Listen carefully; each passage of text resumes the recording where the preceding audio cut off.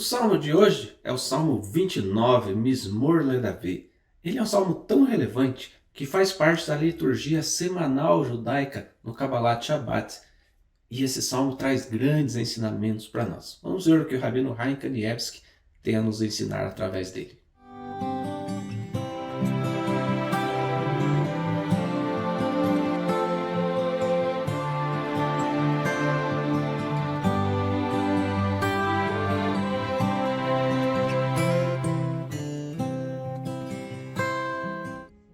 Olá meus amigos, Shalom Aleichem, sejam todos bem-vindos mais uma vez ao nosso canal da Sinagoga Havat Chesed.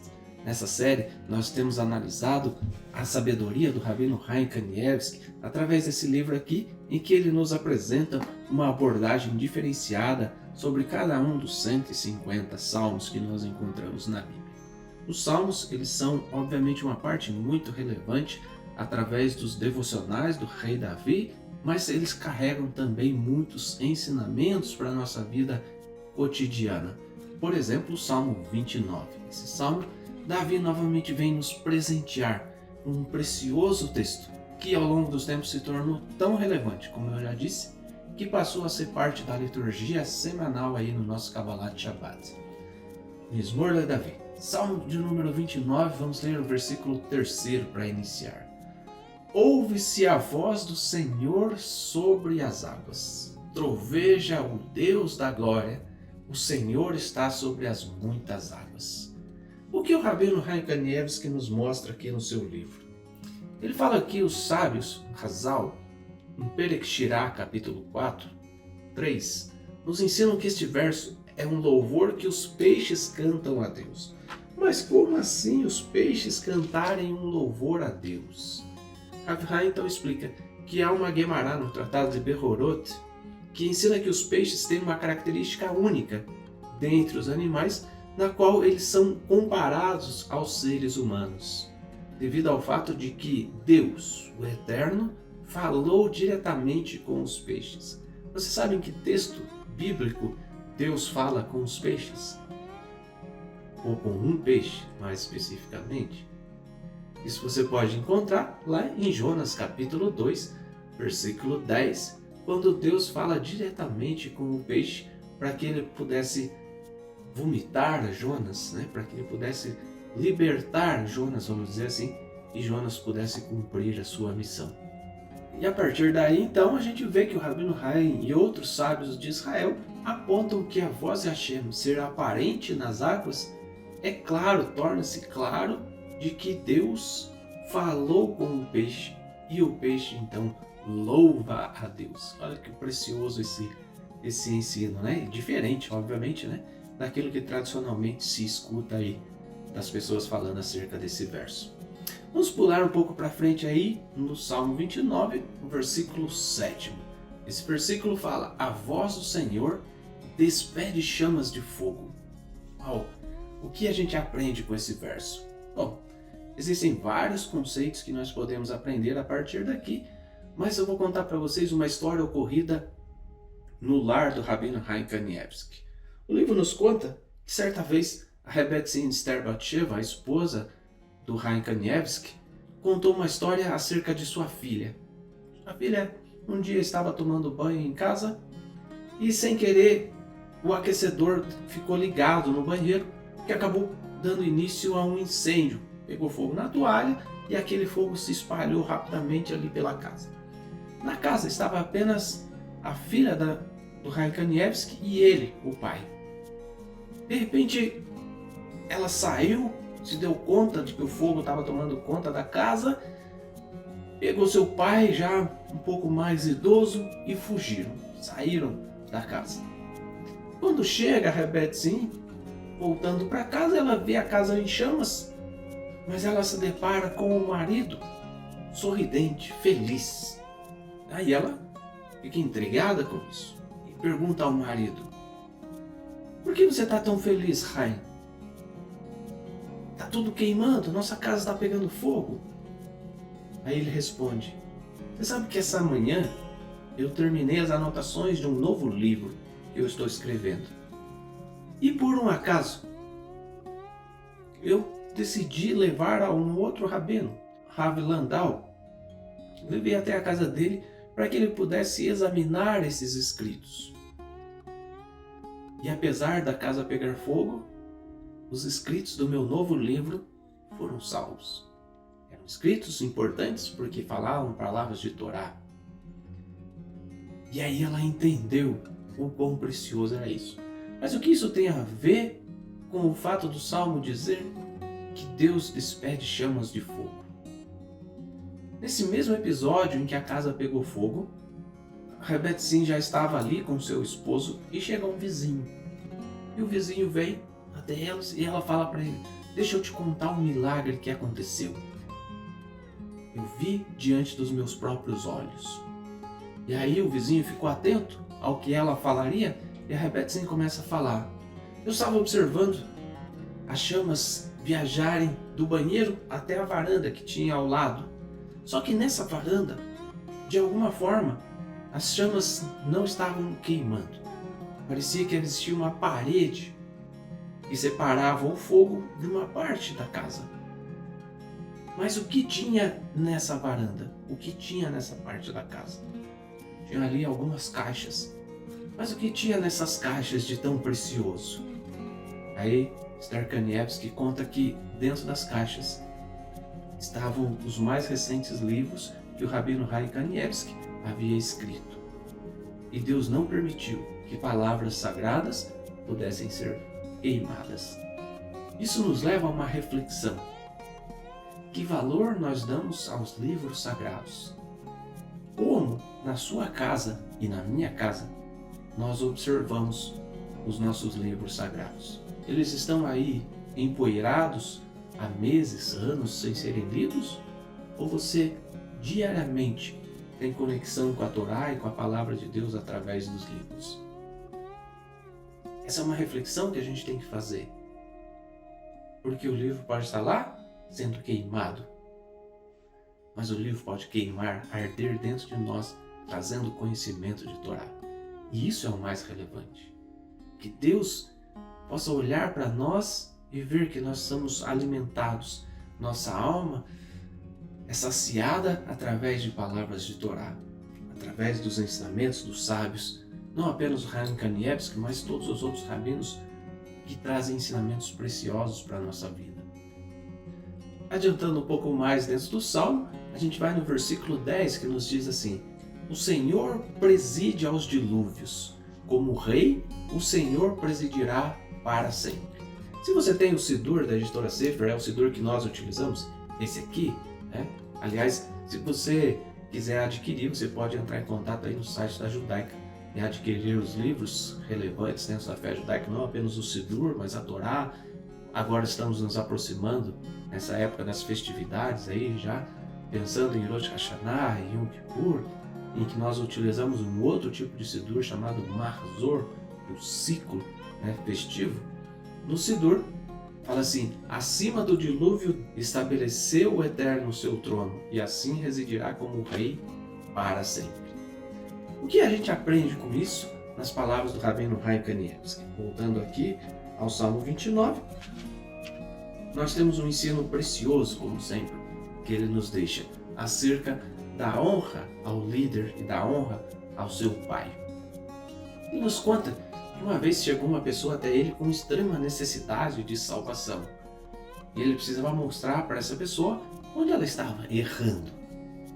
Rav Chaim, então, escutando a história daquela pessoa, passou a mostrar para ela um Midrash.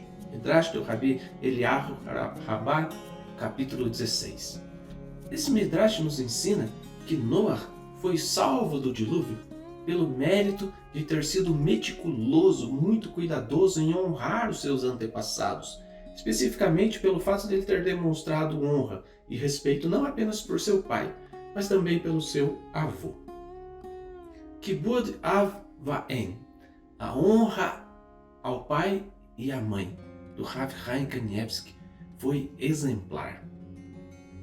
Existem inúmeros relatos, contos de pessoas que mostram a grande honra que ele prestou ao seu pai, que era chamado de Steiper Gaon, um grande rabino que governava, vamos dizer assim, que julgava o povo no seu tempo. Certa vez, um assistente da sinagoga, o gabai da sinagoga, chegou na sinagoga e ele quis reformar. Existiam algumas colunas ali e ele quis remover essas colunas de sustentação para que pudesse melhorar, maximizar ali o espaço da sinagoga. E o Rav Chaim Kanievski foi até o rabino Moshe Cohen, chefe dos gabai lá, e pediu para ele que os pilares não fossem retirados. Mas por que ele fez isso, afinal de contas? Aqui no livro nos conta o relato de que Chaim Kanievski estava preocupado. Ele foi ao Rav para pedir para ele que não retirasse as colunas de sustentação, os pilares de sustentação, porque era bem ali onde ele se assentava, próximo do seu pai, Esther Pergaon. Então, ele estava preocupado que se os pilares fossem removidos, ele seria culpado de orar atrás do seu rabino. Como assim orar atrás do seu rabino? Qual é a preocupação? Qual é o problema disso? Em Berahot 27b nos traz um relato muito interessante e eu quero compartilhar com você o que está escrito no Talmud. Diz assim, Berahot 27b. Foi ensinado numa beraitá, de uma forma mais extrema, como diz o rabino Eliezer. Aquele que reza atrás do seu rabino e aquele que cumprimenta o seu rabino sem esperar que este o cumprimente primeiro, ou seja, o rabino cumprimentasse a pessoa primeiro, aquele que retribui a saudação do seu rabino sem dizer saudação a você, meu rabino, aquele que rivaliza com a yeshiva que o seu rabino dirige, ou seja, aquele que estabelece a sua própria yeshiva e ensina ainda durante o ensinamento do seu rabino, sem o consentimento dele. E aquele que diz algo em nome do seu rabino, que ele não ouviu diretamente do rabino, faz com que a presença divina se retire de Israel. Olhe como é profundo o Berahot 27b. O nível de respeito que é demandado da pessoa. É claro que aqui está falando sem o consentimento do rabino. Você não pode falar, olha, meu rabino estava falando tal coisa, se ele não estava falando de fato. Se você não ouviu ele dizer, alguém disse que o meu rabino falou. Não. Você só pode dizer se ele de fato falou e você ouviu. Você não deve simplesmente chegar, rabino, tudo bem? Mas esperar que ele te cumprimente. Existe um mandamento na Torá, diante das cãs te levantarás e honrarás a presença do ancião. Significa que as pessoas, ao entrarem na presença do seu rebbe, do seu rabino, elas devem se levantar em reverência, respeito para com o seu conhecimento, para com a sua autoridade. Você olha de que forma para o seu mestre? Como o seu mestre te causa uma inspiração positiva nesse sentido? Olhar para o rabino com o devido respeito, olhar para ele baseado no respeito ao conhecimento de Torá que ele transmite a você, é muito importante. E o rabino Chaim Kanievski tinha isso com relação ao seu pai, um rabino de grande influência. E o livro nos relata que ele mesmo depois que seu pai, Esther Pergaon, já estava, vamos dizer, aposentado, já não mais ensinava, ele tinha o cuidado de não ensinar na presença dele. Quando alguém vinha até ele, ele consultava o seu pai para ver.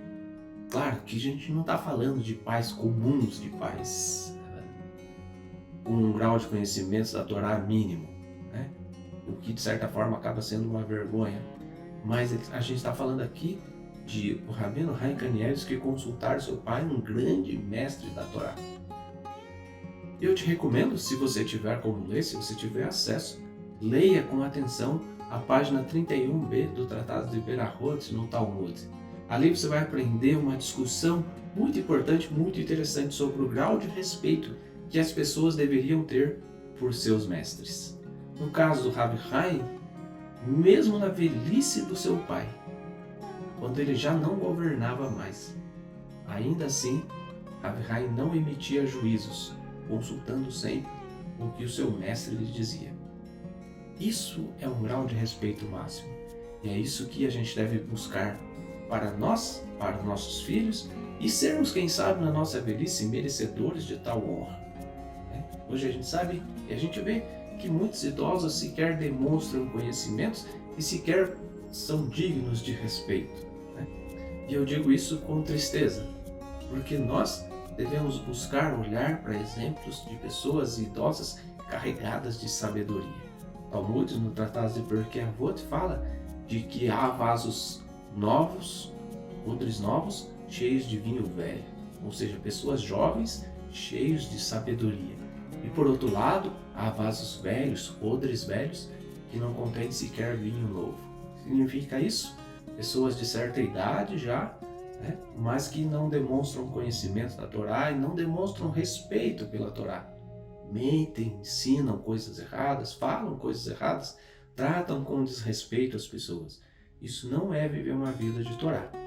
Respeite seus mestres desde que eles de fato sejam mestres, desde que eles ensinem caminhos de Torá na sua vida.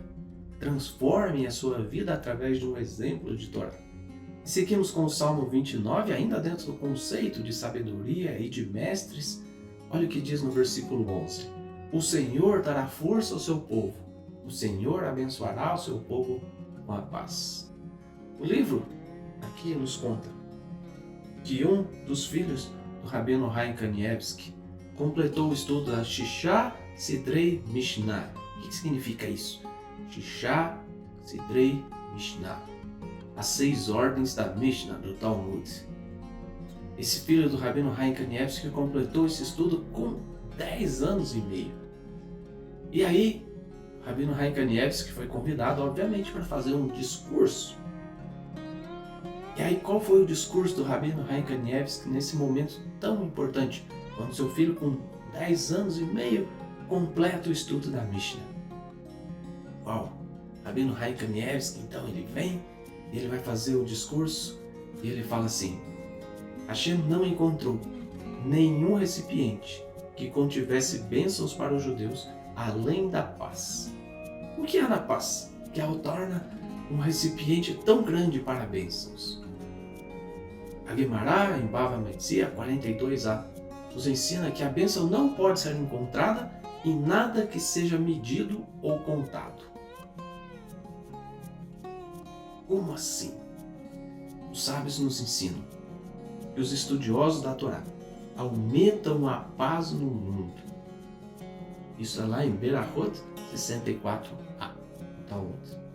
Nós vemos várias lições sobre a influência dos sábios de Torá sendo citadas nessa página do Talmud em Berahot. Mas, de novo, voltando, se você quiser e adquirir o Sidur, que contempla o Tratado de Pirkei Avot, o Sidur fala que nós devemos estudar a Torá continuamente, porque para isso fomos criados.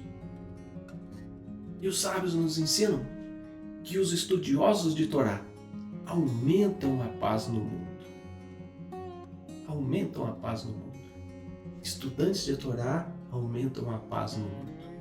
Visto que a quantidade de paz nunca é constante, ela aumenta continuamente devido à influência de estudantes da Torá. E se não há estudantes da Torá, obviamente, a paz do mundo diminui. O estudante da Torá, ele é o recipiente perfeito para as bênçãos de Deus. Quanto mais estudantes de Torá existirem, mais paz e mais bênçãos no mundo. Quando nós vamos para o Talmud e começamos a ler, a gente entende melhor esse conceito.